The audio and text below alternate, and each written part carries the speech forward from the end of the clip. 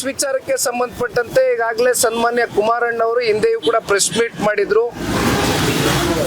ಈ ಹೋರಾಟ ಇವತ್ತು ಜನತಾದಳ ಪಕ್ಷ ರೈತರ ಪರವಾಗಿ ಏನು ಕೈಗೆತ್ಕೊಂಡಿದ್ದೇವೆ. ಪ್ರತಿನಿತ್ಯ ಅಲ್ಲಿ ಓಡಾಡ್ತಕ್ಕಂಥ ಪ್ರಯಾಣಿಕರು ಏನಿದ್ದಾರೆ, ಕಮ್ಯೂಟರ್ಸ್ ಏನಿದ್ದಾರೆ, ಅಲ್ಲಿ ಸ್ಟೂಡೆಂಟ್ಗಳು ಓಡಾಡ್ತಾರೆ, ಕ್ಯಾಬ್ ಡ್ರೈವರ್ಸ್ ಓಡಾಡ್ತಾರೆ, ಆಟೋದವ್ರು ಓಡಾಡ್ತಾರೆ, ಬೈಕ್ ಚಾಲಕರು ಓಡಾಡ್ತಾರೆ, ರೈತರು ಓಡಾಡ್ತಾರೆ. ಇವತ್ತು ಇಲ್ಲಿರ್ತಕ್ಕಂಥ ಪ್ರಶ್ನೆ ಸಾರ್ವಜನಿಕರ ಹಿತಾಸಕ್ತಿಯ ದೃಷ್ಟಿಯಿಂದ ಜನತಾದಳ ಪಕ್ಷ ಕಾಮನ್ ಮ್ಯಾನ್ ಜೊತೆಯಲ್ಲಿ ನಿಂತ್ಕೊಳ್ಬೇಕು. ಯಾತಕ್ಕೋಸ್ಕರ ಕಾಮನ್ ಮ್ಯಾನು ಇವೆಲ್ಲವೂ ಕೂಡ ಉಲ್ಲಂಘನೆ ಆಗಿದೆ, ಯಾವುದು ಕಂಪ್ಲೀಷನ್ ಆಗಿಲ್ಲ. FWA ಯಾತಕ್ಕೆ ಆತ ದುಡ್ಡು ಕಟ್ಟಬೇಕು ಅಂತಕ್ಕಂಥ ಪ್ರಶ್ನೆ ಇವತ್ತು ನಾವು ಸರ್ಕಾರಕ್ಕೆ ಕೇಳ್ತಾ ಇದ್ದೇವೆ.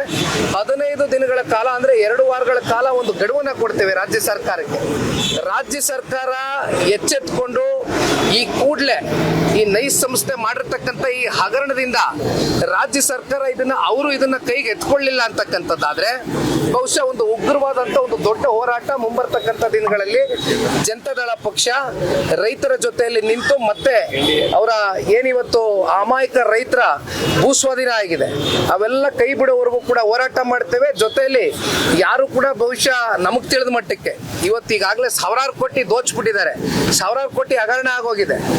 ಈಗ ₹1 ಯಾರು ಕೂಡ ಹೋಗಿ ಅಲ್ಲಿ ಟೋಲ್ ಕಟ್ಟಿ ಓಡಾಡ್ತಕ್ಕಂಥ ಸ್ಥಿತಿಗತಿಗಳಲ್ಲಿ ಯಾರು ಕೂಡ ಇದನ್ನು ಒಪ್ಕೋಬಾರದು ಅಂತಕ್ಕಂಥದ್ದು ಬಹುಶಃ ನಮ್ಮೆಲ್ಲರ ಅಭಿಪ್ರಾಯ ಅಷ್ಟೇ ಅಲ್ಲ, ಇದು ಕಾಮನ್ ಮ್ಯಾನ್ ಅಭಿಪ್ರಾಯ ಕೂಡ ಆಗಿದೆ. ಆಲ್ರೆಡಿ ಸಾಕಷ್ಟು ಜನ ಅಲ್ಲಿ ಗಲಾಟೆಗಳು ಕೂಡ ನಡೀತಾ ಇದೆ ನೈಸ್ ವಿಚಾರವಾಗಿ ಟೋಲ್ ಕಟ್ಟಬೇಕು ಅಂತ. ಆದ್ರೆ ಇಲ್ಲಿವರೆಗೂ ನೀವು ಅಂದ್ರೆ JDS ಪಕ್ಷದಿಂದ ಟೋಲ್ ಬಳಿ ಯಾರು ಹೋಗಿಲ್ಲ. ಏನ್ ಮುಂದೆ ಹೋಗೋಂಥದ್ದು ನಿಮ್ಮಲ್ಲಿ ಏನಾದ್ರು ಯೋಜನೆ ರೂಪಿಸ್ಕೊಂಡ್ರೆ? ನನಗೆ ನನ್ನ ಸೋಷಿಯಲ್ ಮೀಡಿಯಾದಲ್ಲಿ ನಿರಂತರವಾಗಿ ಒಂದಷ್ಟು ಜನ ಅಸೋಸಿಯೇಷನ್ ಅವರು ಅಂದ್ರೆ ಕ್ಯಾಬ್ ಅಸೋಸಿಯೇಷನ್ಗಳಿರ್ಬೋದು, ಅಲ್ಲಿ ಬೈಕರ್ಸ್ ಅಸೋಸಿಯೇಷನ್ಗಳು ಓಡಾಡ್ತಾರೆ, ಬಹಳ ಜನ ಇವತ್ತು ಸ್ಟೂಡೆಂಟ್ಸ್ ಇರ್ಬೋದು, ನನಗೆ ಅಪ್ರೋಚ್ ಮಾಡ್ತಾ ಇದ್ದಾರೆ. ಈ ವಿಚಾರಕ್ಕೆ ಸಂಬಂಧಪಟ್ಟಂತೆ ನಮ್ಮಲ್ಲಿ ಒಂದು ಗೊಂದಲ ಇದೆ ಅಂತ ನಾವು ಇದನ್ನ ಒಂದು ಕ್ಯಾಂಪೇನ್ ಆಗಿ ರನ್ ಮಾಡ್ತೀವಿ. ಜನಗಳಲ್ಲಿ ಒಂದು ಜಾಗೃತಿ ಮೂಡಿಸ್ತಕ್ಕಂಥ ಒಂದು ಯೋಜನೆ ಕಾರ್ಯಕ್ರಮನೂ ಕೂಡ ನಾವು ರೂಪಿಸ್ತೀವಿ ಅತಿ ಶೀಘ್ರದಲ್ಲಿ. ಸೊ ಹಾಗಾಗಿ ಯಾರು ಕೂಡ ಅಲ್ಲಿ ಈ FWA ಆಕ್ಟಿನ ವಿಚಾರಕ್ಕೆ ಸಂಬಂಧಪಟ್ಟಂತೆ ಅಥವಾ ಹೈಕೋರ್ಟಿನ ಆದೇಶ ಏನಿದೆ ಇವೆಲ್ಲವೂ ಕೂಡ ಬಹುಶಃ ಗುರುವಾರದ ದಿನ ಕಳೆದ್ರೆ ಇಲ್ಲಾಂದ್ರೆ ಶುಕ್ರವಾರದ ದಿನ ಒಂದು ಪ್ರೆಸ್ ಮೀಟ್ ಮಾಡ್ತಾ ಇದ್ದೇವೆ. ಅದರಲ್ಲಿ ಒಂದು ವೆಬ್ಸೈಟ್ ಲಾಂಚ್ ಮಾಡ್ತಾ ಇದ್ದೇವೆ.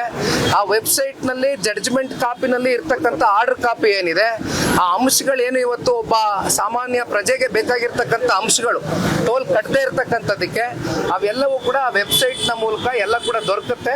ಅದು ನಾನು ಅಫಿಷಿಯಲ್ ಆಗಿ ವೆಬ್ಸೈಟ್ ಶುಕ್ರವಾರ ದಿನ ಪ್ರೆಸ್ ಮೀಟ್ ಕರೆದು ಲಾಂಚ್ ಮಾಡ್ತೀನಿ. ಕುಮಾರಸ್ವಾಮಿ ಅವರು ನೈಸ್ ಟೇಕ್ ಓವರ್ ಮಾಡ್ತಿದ್ದಾರೆ DK ಶಿವಕುಮಾರ್ ಅಂತ ಹೇಳಿದ್ರು, ದಾಖಲಾತಿ ರಿಲೀಸ್ ಮಾಡ್ತಾರೆ. ಇವತ್ತು ಚಲರಾಯಸ್ವಾಮಿ ಅವರು ಹೇಳಿದ್ದಾರೆ ಕುಮಾರಸ್ವಾಮಿ ಅವರು ಯಾವತ್ತೂ ದಾಖಲಾತಿ ರಿಲೀಸ್ ಮಾಡಿಲ್ಲ, ಹಿಟ್ ಅಂಡ್ ರನ್ ಮಾಡ್ತಾರೆ.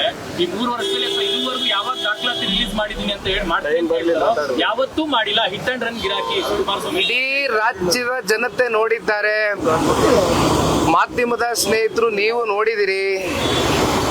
ಸನ್ಮಾನ್ಯ ದೇವೇಗೌಡರು ಸಾಹೇಬರಾಗ್ಲಿ ಕುಮಾರಣ್ಣ ಅವರಾಗ್ಲಿ ಎಂದಿಗೂ ಕೂಡ ದಾಖಲಾತಿಗಳನ್ನ ಮುಂದಿಟ್ಕೊಂಡು ಚರ್ಚೆ ಮಾಡ್ತಕ್ಕಂಥ ಒಂದು ಪ್ರಕ್ರಿಯೆ ಅವರ ಸಾರ್ವಜನಿಕ ಜೀವನದಲ್ಲಿ ಇವತ್ತಿಂದ ಅಲ್ಲ, ಕಳೆದ 64 ವರ್ಷದಿಂದ ಸುದೀರ್ಘವಾಗಿ ಇದನ್ನೇ ಮಾಡ್ಕೊಂಡ್ ಬಂದಿದ್ದೇವೆ. ಹಿಟ್ ಅಂಡ್ ರನ್ ಅಂತಕ್ಕಂಥ ಹೇಳ್ತಕ್ಕಂಥ ಪಾಪ ಇತ್ತೀಚೆಗೆ ಅವಾರ್ಡ್ ಆಗಿರ್ತಕ್ಕಂಥ ನೂತನ ಸಚಿವರುಗಳು ಪಾಪ ಇನ್ನೂ ಕುಮಾರಣ್ಣ ಅವ್ರ ಬಗ್ಗೆ ಮಾತಾಡೋದೇನು ಬಿಟ್ಟಿಲ್ಲ.